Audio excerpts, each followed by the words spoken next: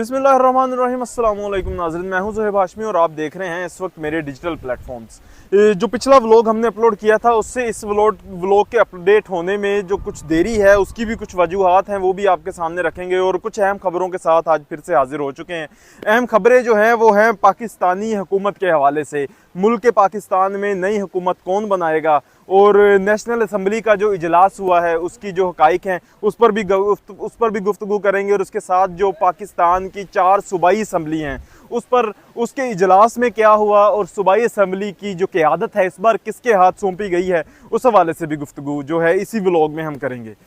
सूबाई असम्बलियों की बात करने के लिए इससे पहले कि हम सूबाई असम्बलियों तक जाएं, जो अहम खबरों का मैंने स्टार्टिंग में जिक्र किया उसमें एक खबर ऐसी भी है कि अडियाला जेल, जिसमें पाकिस्तान के इस वक्त के जो महबूब तरीन लीडर हैं वो इस वक्त कैद हैं, उस जेल में जो है एक कत्ल की जो खबर है वो भी आ रही है। उस खबर के हकाइक भी आपके सामने रखेंगे। अडियाला जेल की खबरों के हवाले से जो बात करें, हमने जो इस खबर का आगाज़ में जिक्र किया था कि अडियाला जेल में एक हुआ है कत्ल और उसकी जो खबरें हैं वो आ रही हैं। वो कत्ल किसका था उस खबर के बारे में थोड़ी सी आपके जो दरमियान है वो हकाइक रखते हैं। जी, वो कत्ल तो हुआ है अडियाला जेल में और तकरीबन इस चीज़ को अब 12 घंटों से जो ज़्यादा वक्त है वो गुजर चुका है। कत्ल किसका हुआ था? कत्ल हुआ था जी कैदियों के दरमियान रात के तकरीबन 2 से 3 बजे के दरमियान। जो एक जेल के अंदर पागल जो जहनी मरीज़ों का एक सेल होता है ना, उस सेल के अंदर कैदियों की आपसी झड़प में, आपसी जो लड़ाई में एक कैदी जो थे उसने बड़ी महारत के साथ एक चाय पीने वाले कप को तोड़कर उसका बतौर हथियार इस्तेमाल किया और उस जो टूटे हुए कप के साथ उसने दीवार से जो सीमेंट था उसको खुद निकाला और एक ईंट दीवार से जो निकाल ली बड़ी महारत से और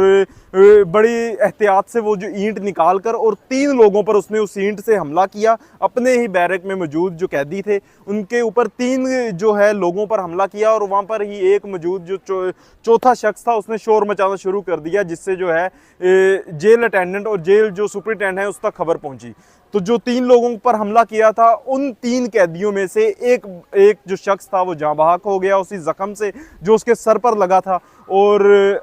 बेशक जेल का जो वाक़या है ये बड़ा अहमियत का हामिल है, क्योंकि ये वो जेल है जिसमें इस वक्त जो है पाकिस्तान तहरीक इंसाफ के जो चेयरमैन थे, गुज़िश्ता चेयरमैन थे, वो इमरान खान साहब जो हैं वो कैद हैं। और उसके साथ जो है इस वक्त ये जेल बड़ी अहमियत की हामिल है। यहाँ पर इमरान खान समेत जो है फवाद चौधरी और परवेज़ इलाही साहब भी कैद हैं। फैसलाबाद का मौसम बड़ा खुशगवार है और इसी सूरत हाल के साथ साथ जो पाकिस्तान की असम्बलियाँ हैं, जो कौमी और सूबाई असम्बलियाँ हैं, उनके माहौल भी बड़े खुशगवार से नज़र आते हैं। असम्बलियों के हवाले से अगर बात करें तो पहले नेशनल असम्बली, पाकिस्तान की कौमी असम्बली बड़ी अहमियत की हामिल है। पाकिस्तान की कौमी असम्बली का इजलास कल हुआ जिसमें तमाम अरकान असम्बली जो है जो नए मुंतखब अरकान असम्बली है उन्होंने हलफ भी उठाया और उस इजलास में थोड़ी सी धक्का मुक्की भी हो गई। उस हवाले से भी बात करते हैं। असम्बली में हुआ क्या कि असम्बली में जो नए अरकान जिन्होंने हलफ उठाया है उन लोगों ने जो इमरान खान के मास्क के साथ असम्बली में दाखिल हुए और जब नवाज शरीफ और शहबाज शरीफ जो है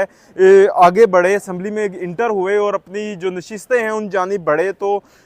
तहरीक इंसाफ या सुन्नी इत्तेहाद काउंसिल कह लिया जाए तो उनके जो कारकुनान हैं, जो अरकान हैं, उनकी तरफ से जो इमरान खान के फेस वाला मास्क था वो उनकी जानिब फेंका गया और वो अब नवाज शरीफ साहब को तो वो नहीं लगा, लेकिन वो शहबाज शरीफ साहब के कंधे को टच करके नीचे गिर गया। लेकिन अखलाकी तौर पे ये ज़्यादती है, ये एक असम्बली का डेकोरम नहीं है। ये जो इसके हवाले से अगर बात करें, जो ये मज़ीद जो कारकुनान थे इनके अलावा जो अरकान असम्बली थे उनकी जानिब से भी इस तरह की कई जो हरकत हैं वो सामने आई हैं। कल के पहले इजलास में नून लीग के हवाले से अगर बात करें तो नून लीग के खतून जो रहनुमा थी उनकी जानिब से जब तहरीक इंसाफ के अरकान आए तो उनकी जानिब से जो है एक घड़ी किसी से मांग कर वो घड़ी शो करवाई गई और जिस पर नून लीग जो तहरीक इंसाफ या सुन्नी इत्तेहाद काउंसिल के जो अरकान थे, रहनुमा थे, उन्होंने बड़ा गुस्से का इजहार किया और फिर उन्होंने गुस्से का इजहार करते हुए चोर चोर के नारे भी लगाए और इसी तरह से असम्बली का माहौल बड़ा डिस्टर्ब रहा। कल का जो पूरा इजलास था उस दौरान कभी घड़ी चोर तो कभी ख़ानदान चोर, कभी बाप चोर तो कभी घड़ी चोर, और इस तरह के जो नारे हैं वो असम्बली में गूंजते रहे, जो कि मेरा ये ख्याल है कि अखलाकी तौर पे नहीं होना चाहिए था। आपने अगर इलेक्शन जीता है और आप इस वक्त असम्बली का हिस्सा हैं तो आपको चाहिए कि आप, ज़ाहिर सी बात है, आप एक कौम को रिप्रेजेंट कर रहे हैं, वहाँ पे कौमी असम्बली में बैठे आप अपने इलाके को रिप्रेजेंट कर रहे हैं। और सियासी हमदर्दियाँ जिसकी मर्ज़ी जानिब हों, लेकिन ये बड़ा ज़रूरी है कि आप अखलाकी हमदर्दियाँ और अखलाकी तौर पे भी इतने मजबूत होने चाहिए कि आपको अगर कोई बात कही जाए, आप अगर कोई बात करते हैं तो फिर जवाब सुनने का हौसला भी रखना चाहिए। अब अगर सूबाई असम्बलियों की बात करें तो सूबाई असम्बलियों के जो अरकान हैं उनके हलफ भी हो गए और सूबाई असम्बलियाँ जो पाकिस्तान में हैं वो बन भी चुकी हैं, हुकूमतें बन चुकी हैं। इसी के हवाले से अगर बात करें तो पंजाब में जो है नून लीग ने हुकूमत बनाई है, तो सिंध में पीपल्स पार्टी ने हुकूमत बना ली। पंजाब में नून लीग और पीपल पार्टी की बाहमी इश्तराक से जो हुकूमत है, वो जो असम्बली है वो बन सकी है। और इसी तरह से उनकी वोटिंग के बाद जो है CM पंजाब जो होंगी वो मरीम नवाज़ साहिबा हैं। वज़ीर आला पंजाब मरीम नवाज़ साहिबा जो हैं वो मुंतखब हो चुकी हैं और उनके जो बतौर वज़ीर आला दौरे हैं वो भी, उनका भी आगाज़ हो चुका है। और इसके हवाले से जो सहाफ़ी बरादरी की राय है वो इसको जो तनकीदी तौर पर जो ले रहे हैं वो ये समझते हैं कि मरीम नवाज़ जो नून लीग की तरफ से एक स्ट्रॉन्ग कैंडिडेट पंजाब के लिहाज से एटलीस्ट नहीं थी। इनके अलावा नून लीग में और भी काफ़ी लोग थे जो इनकी जिम्मेदारियां इनसे ज़्यादा अच्छे से निभा सकते थे, लेकिन क्योंकि वही ख़ानदानी निज़ाम और किसी एक को तो आगे आना था, अगर नवाज शरीफ साहब नहीं तो फिर उनकी साहिबजादी ही क्यों नहीं, तो मरीम नवाज़ साहिबा को वज़ीर आला पंजाब लगा दिया। और मरीम नवाज़ साहिबा ने जो है वो दौरों का आगाज़ भी कर दिया है, जो मुख्तलिफ जो दौरे हैं वो भी किए और उसके साथ उन्होंने जो हिदायत हैं वो भी दी गई हैं। इसके साथ पंजाब के हवाले से मरीम नवाज़ साहिबा का एक बड़ा अहम कदम जो उन्होंने उठाया वो ये भी था कि पूरे पंजाब में उन्होंने ना सफाई का ऐलान कर दिया है। उन्होंने कहा है कि अगले कुछ देर में जो एक टाइम लिमिट उन्होंने दी है, उसके बाद उन्होंने कहा है पूरे पंजाब में जो है सफाई मुहिम है उसका आगाज़ किया जाएगा। और तमाम जो ज़िला इंतज़ामिया है, DCs हैं और तमाम जो नुमाइंदे हैं सफाई के हवाले से, जो उनको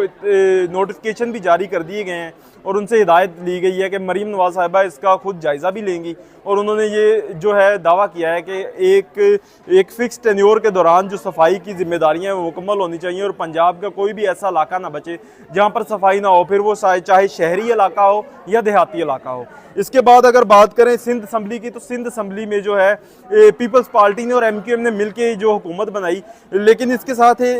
MQM में एक वाहिद जमात ऐसी है जिसने इस बार असम्बली में बैठने से भी इनकार कर दिया है, वो अपोजिशन में भी नहीं। और क्योंकि पीपल्स पार्टी के साथ मिलकर हुकूमत बनाई तो फिर हुकूमती सीटों पर बैठेंगे, लेकिन MQM ने जो है इस चीज़ से इनकार कर दिया है कि हम हुकूमती सीटों पर नहीं बैठेंगे, हम असम्बली का हिस्सा नहीं बनेंगे, लेकिन हम वज़ीर आला जो सिंध है उसके लिए वोटिंग ज़रूर करेंगे। और उनकी वोटिंग से ही जो वज़ीर आला सिंध है उसका जो मुंतखब नुमाइंदा पीपल्स पार्टी का बन सका है वो भी जो सिलेक्ट हो चुके हैं। CM है मुराद अली शाह साहब, जो सिंध है वज़ीर आला सिंध होंगे वो मुराद अली शाह साहब हैं। और इसके साथ अगर बलोचिस्तान असम्बली की बात करें तो बलोचिस्तान असम्बली भी बन चुकी है इस वक्त, और बलोचिस्तान असम्बली की जो वोटिंग है वो भी हो गई है। और उधर से जो मुंतखब नुमाइंदा है वो भी PPP का, और बलोचिस्तान असम्बली में जो सरफराज बुगटी हैं वो PPP और PMLN की बाहमी इश्तराक से बलोचिस्तान असम्बली भी बनी। नून लीग जो है पंजाब में हुकूमत कर रही है और अब नून लीग इसके साथ बलोचिस्तान में भी, 2 सूबों में नून लीग की हुकूमत और PPP की हुकूमत होगी, यानी पीपल्स पार्टी बिलावल भुट्टो साहब की जो हुकूमत है वो 2 सूबों में बन गई। इसके साथ KPK असम्बली का जो गुज़िश्ता कुछ दिनों से बड़ी अहमियत की हामिल रही, बड़ी खबरों में, बड़ी सुर्खियों में जो KPK असम्बली हाईलाइटेड रही, उसकी वजह जो KPK असम्बली के पहले इजलास थे वो भी थे। और उसके साथ जो है जो KPK में वाहद जो सूबा है वहाँ पर हुकूमत जो है तहरीक इंसाफ या फिर सुन्नी इत्तेहाद की कह लें कि सुन्नी इत्तेहाद काउंसिल ने जो है हुकूमत वो बना ली है। PTI के जो तमाम अरकान थे, जो इमरान खान साहब के नुमाइंदे थे, वो तमाम की जो आप सबको वाज़ेह है कि वो सुन्नी इत्तेहाद काउंसिल में शामिल हो गए थे। और सुन्नी इत्तेहाद काउंसिल की हुकूमत जो है इस वक्त खैबर पख्तूनख्वा में हो गई है। और सुन्नी इत्तेहाद काउंसिल की जानिब से जो PTI के या सुन्नी इत्तेहाद काउंसिल के KPK से नुमाइंदा होंगे, यानी वज़ीर आला खैबर पख्तूनख्वा होंगे वो हैं अली अमीन गंडापुर। और इस मौके पर अली अमीन गंडापुर ने बड़ी एक अहम तकरीर जो अपनी बतौर वज़ीर आला खैबर पख्तूनख्वा मुंतखब होने के बाद जो उन्होंने एक तकरीर की वो बड़ी अहमियत की और बड़ी बेहतरीन एक तकरीर थी। उन्होंने कहा कि हम 9 मई का जो वाक़या है उसके साथ नहीं बल्कि उसके खिलाफ खड़े हैं। सुन्नी इत्तेहाद कौंसिल या फिर तहरीक इंसाफ इमरान खान साहब का ये विज़न नहीं था और हम इसके खिलाफ हैं। जो लोग 9 मई के वाक़ये के ज़िम्मेदार हैं उनकी जो एक मुकम्मल तौर पे तफ्तीश और उस पर कार्रवाई भी होनी चाहिए। इसके साथ जो अली अमीन गंडापुर साहब हैं उनके रिमार्क्स थे कि तमाम उन लोगों को खैबर पख्तूनख्वा में जो है ये वाज़ेहत कर दिया जाए कि जो FIRs बगैर सबूतों के बनाई गई हैं, वो फिर चाहे मेरी पार्टी के कोई मर्द हजरात हों या ख़वातीन हजरात हों, जो FIRs बगैर किसी सबूत के बनाई गई हैं, 1 हफ़्ते का उन्होंने जो टाइम है वो दे दिया है कि 1 हफ़्ते के अंदर अंदर वो तमाम FIRs ख़त्म कर दी जाएँ या रद्द कर दी जाएँ। इसके बाद वो कहते हैं किसी को इस्लाह का मौका नहीं दिया जाएगा और उनके खिलाफ कानूनी कार्रवाई होगी। तो इसके अलावा अगर एक और ख़बर जो गुज़िश्ता कुछ रोज़ से, बस एक आखिरी खबर उसका जिक्र करके आपसे इजाज़त चाहेंगे। एक खबर वो ये है कि सहाफ़ी असद अली तूर साहब जो हैं वो गुज़िश्ता कुछ रोज़ से जेल में कैद थे, ये तो सबको मालूम है, लेकिन उनकी जेल में जो है भूख हड़ताल गुज़िश्ता 36 घंटों से ज़्यादा वक्त हो चुका है तकरीबन जो उनकी भूख हड़ताल है वो चल रही है। और उसके पीछे उसके पेश नज़र उनकी तबीयत भी कुछ ख़राब हुई थी एक दिन पहले। तो उसके ऊपर क्या अब अपडेट्स आती हैं उसके बारे में आपको यकीनन आगाह करेंगे। इसी के साथ मुझे दीजिए इजाज़त। इंशाअल्लाह मज़ीद कुछ खबरों के साथ, मज़ीद अपडेट्स के साथ आपके साथ हाज़िर होंगे और हक़ाइक़ आपके दरमियान रखेंगे। इसी के साथ मुझे दें इजाज़त। अल्लाह निगहबान।